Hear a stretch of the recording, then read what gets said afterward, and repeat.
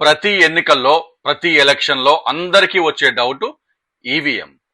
ఈవీఎంలు హ్యాక్ చేయొచ్చా అంటే రీసెంట్గా రాహుల్ గాంధీ గారు మరియు పరికాల ప్రభాకర్ గారు చెప్తున్న ఎవిడెన్స్లు, వాళ్ళు చూపిస్తున్న ఎవిడెన్స్లు చూస్తుంటే అనుమానాలు పెరుగుతున్నాయి కానీ తగ్గట్లేదు.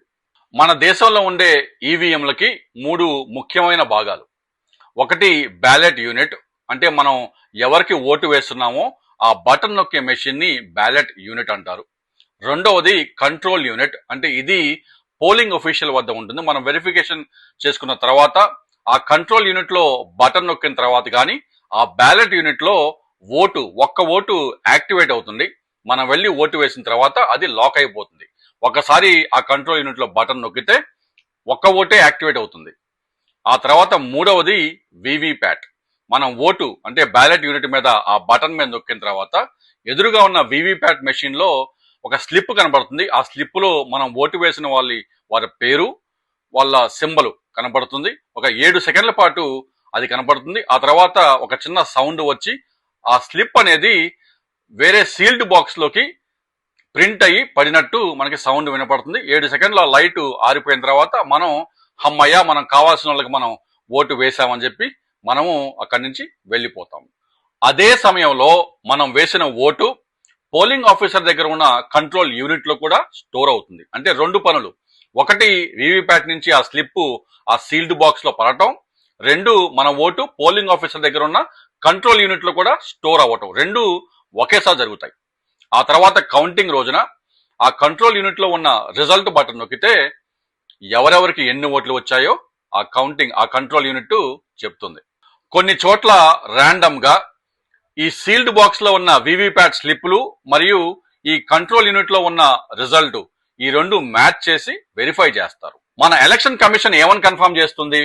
అయ్యా, సపోజ్ మీరు ఆ బ్యాలెట్ యూనిట్ లో మీరు ఫ్యాన్ గుర్తుకి ఓటేయాలనుకో, మీరు ఫ్యాన్ గుర్తుకు సంబంధించిన బటన్ నొక్కుతారు. ఆ తర్వాత ఆ పోలింగ్ ఆఫీసర్ దగ్గర ఉన్న కంట్రోల్ యూనిట్ కి ఆ ఫ్యాన్ గుర్తుకు సంబంధించిన ఓటు రికార్డ్ అయ్యి, ఆ తర్వాత ఫ్యాన్ గుర్తుకు సంబంధించిన స్లిప్ వివిప్యాట్ లో కనపడిన తర్వాత ఆ ఫ్యాన్ గుర్తుకు సంబంధించిన స్లిప్పే ఆ సీల్డ్ బాక్స్ లో పడుతుంది అని మనకు చెప్తా ఉన్నారు. అంటే ఇక్కడ 3-4 స్టెప్పులు. ఒకటి, మీరు బటన్ నొక్కుతారు. ఆ తర్వాత కంట్రోల్ యూనిట్ కి మెసేజ్ వెళ్తుంది, అదే సింబల్ రికార్డ్ అవుతుందని చెప్పి మెసేజ్ వెళ్తుంది, అదే ఓటు పడుతుందని చెప్పి కంట్రోల్ యూనిట్ లో రికార్డ్ అవుతుంది. ఆ తర్వాత వివిప్యాట్ లో గదే సింబల్ మనకు కనపడుతుంది. ఆ తర్వాత బ్యాక్గ్రౌండ్ లో అదే స్లిప్ ప్రింట్ అయ్యి ఆ సీల్డ్ బాక్స్ లో పడుతుంది. ఇది జరగాల్సిన ప్రాసెస్. సరే, ఒక సిట్యువేషన్ ని ఊహించుకుందాం. ఒక మనిషి ఓటు వేయడానికి వెళ్ళినాడు. వెరిఫికేషన్ అయిన తర్వాత ఆ ఓటు వేయడానికి లోపలికి వెళ్ళినాడు. ఆ తర్వాత అతను ఫ్యాన్ గుర్తుకి ఓటు వేద్దామని చెప్పి ఫ్యాన్ బటన్ ని నొక్కినాడు. ఫ్యాన్ బటన్ నొక్కిన తర్వాత లోపల వివిప్యాట్ లో లైట్ వెలిగి ఆ ఫ్యాన్ గుర్తుకు సంబంధించిన లీడరు, ఆ ఫ్యాన్ గుర్తు కనిపించింది. 7 సెకండ్ల పాటు అక్కడ వెయిట్ చేసిన తర్వాత కన్ఫర్మ్ చేసుకున్న తర్వాత ఆ లైట్ ఆగిపోయింది. ఆ తర్వాత ఆ స్లిప్ ప్రింట్ అయ్యి ఆ సీల్డ్ బాక్స్ లో పడినట్టు సౌండ్ వచ్చింది. అతను అక్కడి నుంచి వెళ్ళిపోయాడు. కానీ బ్యాక్గ్రౌండ్ లో ఆ వివిప్యాట్ నుంచి ప్రింట్ అయిన స్లిప్ కమలం గుర్తుకు సంబంధించిన స్లిప్ ఆ సీల్డ్ బాక్స్ లో పడింది. ప్లస్ కమలం గుర్తుకు సంబంధించిన ఓటే ఆ కంట్రోల్ యూనిట్ లో కూడా స్టోర్ అయింది. అంటే మీరు ఆ సీల్డ్ బాక్స్ లో ఏం స్లిప్ పడిందో మీరు వెరిఫై చేసుకోలేరు కదా. ప్లస్ ఆ కంట్రోల్ యూనిట్ లో ఏ ఓటు స్టోర్ అయిందో కూడా మీరు వెరిఫై చేసుకోలేరు. అంటే వివిప్యాట్ సీల్డ్ బాక్స్ లో ఒకటి ప్రింట్ అయ్యి ఆ కంట్రోల్ యూనిట్ లో ఇంకో ఓటు స్టోర్ అయితే అది కౌంటింగ్ రోజు మనకి వెరిఫై చేసుకోవచ్చు. కానీ 2 ఆ వివిప్యాట్ లో పడిన ప్రింట్ అయిన ఓటు ప్లస్ ఆ కంట్రోల్ యూనిట్ లో స్టోర్ అయిన ఓటు 2 మారిపోతే ఎట్లా వెరిఫై చేస్తాం? వెరిఫై చేయలేం కదా. ఇది నిజంగా పాసిబులేనా అంటారా? సరే, మీకు అర్థమయ్యేలాగా ఇంకొక ఎగ్జాంపుల్ చెప్తాను. మీరు బ్యాంకు ఏటీఎంకి వెళ్ళారు. మీరు ఒక 1000 రూపాయలు విత్డ్రా చేద్దామని చెప్పి మీరు 1000 రూపాయలు ఆ స్క్రీన్ మీద ఏటీఎం మీద నొక్కినారు. మీకు కనిపించింది పైన స్క్రీన్ మీద కూడా 1000 రూపాయలు విత్డ్రా చేస్తున్నట్టు మీకు కన్ఫర్మ్ చేసింది స్క్రీన్ మీద. ఆ తర్వాత మీరు విత్డ్రా చేసుకున్న తర్వాత మీకు రిసిప్ట్ కూడా 1000 రూపాయలు విత్డ్రా చేసినట్టు రిసిప్ట్ కూడా వస్తుంది. ఆ బ్యాంక్ రికార్డ్స్ లో కూడా మీరు 1000 రూపాయలు తీసుకున్నట్టు బ్యాంక్ రికార్డ్స్ లో కూడా రికార్డ్ అవుతుంది.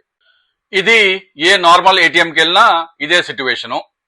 కానీ ఒక మోసం చేసే బ్యాంకు మోసం చేసే ఏటీఎం వద్దకు వెళ్తే ఏమవుతుంది? మనం 1000 రూపాయలు విత్డ్రా చేద్దామని చెప్పి వెళ్ళాము.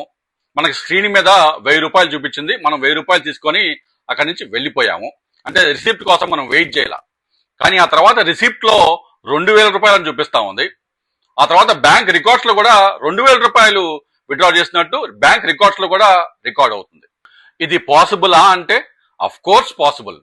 ఈవీఎం అయినా, ఏటీఎం అయినా, వాషింగ్ మెషిన్ అయినా దాంట్లో ఉండేది మైక్రో కంట్రోలర్ అనే ఒక చిప్. అంటే ఆ మెమరీలో ఉండే ఆ ప్రోగ్రామ్ ని, ఆ కంప్యూటర్ ప్రోగ్రామ్ ని ఈ మైక్రో కంట్రోలర్ చిప్ రన్ చేస్తుంది. ఆ ప్రోగ్రామ్ ని, ఆ మెషిన్ ని మ్యానుఫ్యాక్చర్ చేసినప్పుడే ఆ ప్రోగ్రామ్ ని రాస్తారు. ఆ ప్రోగ్రామ్ ని మనకు కావాల్సిన విధంగా రాసుకోవచ్చు. అంటే ఫర్ ఎగ్జాంపుల్ ఈవీఎంలని తయారు చేసేటప్పుడే, మ్యానుఫ్యాక్చర్ చేసేటప్పుడే ప్రతి ఈవీఎం లో ఆ మెమరీలో ప్రోగ్రామ్ రాస్తారు.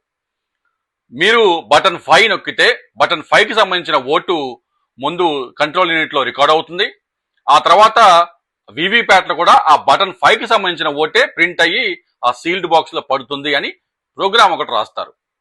ఫర్ ఎగ్జాంపుల్ అదే ప్రోగ్రామ్ ని మీరు బటన్ 5 నొక్కినా గానీ బటన్ 4 కి సంబంధించిన ఓటు కంట్రోల్ యూనిట్ లో రికార్డ్ అవుతుంది. ప్లస్ బటన్ 4 కి సంబంధించిన వివిప్యాట్ స్లిప్ ప్రింట్ అయ్యి ఆ సీల్డ్ బాక్స్ లో పడుతుంది అని వాళ్ళు ప్రోగ్రామ్ రాస్తే అయిపోయా. ఈ ఈవీఎంస్ ని మ్యానుఫ్యాక్చర్ చేసేది ఎవరు? మన హైదరాబాద్ లో ఉన్న ఈసిల్ అంటే electronics corporation of India limited and బెంగళూరులో ఉన్న బిఈఎల్ అంటే భారత్ ఎలక్ట్రానిక్స్ లిమిటెడ్. మీకు గుర్తుందో లేదో 2019 ఎలక్షన్స్ తర్వాత చంద్రబాబు నాయుడు గారు ఈవీఎంస్ కి వ్యతిరేకంగా ఎలక్షన్ కమిషన్ దగ్గరికి ఒక డెలిగేషన్ తో వెళ్లారు, టీడీపీ డెలిగేషన్ తోటి. ఆ టీడీపీ డెలిగేషన్ లో హరిప్రసాద్ వేమూరు అనే అతను కూడా ఉన్నారు. హరిప్రసాద్ వేమూరు గారు 2010లో అనుమతి లేకుండా ఒక ఈవీఎం ని దొంగలించి ఆ ఈవీఎం ని ఎలాగ హ్యాక్ చేయొచ్చో లైవ్ లో నిరూపించి చూపించారని చెప్పి, అంటే ఆ ఈవీఎం ని ఆయన దొంగలించారనే కేసులో ఆయన మీద క్రిమినల్ కేసు వేసినారు. మీరు ఒకసారి యూట్యూబ్ లోకి వెళ్ళి హరిప్రసాద్ వేమూరు అని కొడితే ఈవీఎం కి సంబంధించిన అనేక వీడియోలు వస్తాయి. ఆయన క్లియర్ గా ఈవీఎం ని ఎలాగ హ్యాక్ చేయొచ్చో కూడా ఆయన క్లియర్ గా చెప్తారు. రీసెంట్ గా ఇలాన్ మస్క్ గారు కూడా ఈవీఎంస్ గురించి మాట్లాడుతూ, అయ్యా స్వామి, నేను కంప్యూటర్ గురించి రీసెర్చ్ చేసినంత ఎవరు చేయలేదు, నాకు కంప్యూటర్ గురించి తెలిసినంత ఎవరికి తెలియదు, ఈవీఎంస్ వద్దు, బ్యాలెట్ బాక్స్ ముద్దు అని ఆయన కూడా అన్నారు. మరి మీరేమనుకుంటున్నారు? ఈవీఎంలా, బ్యాలెట్ బాక్స్ లా ఏది బెటరు?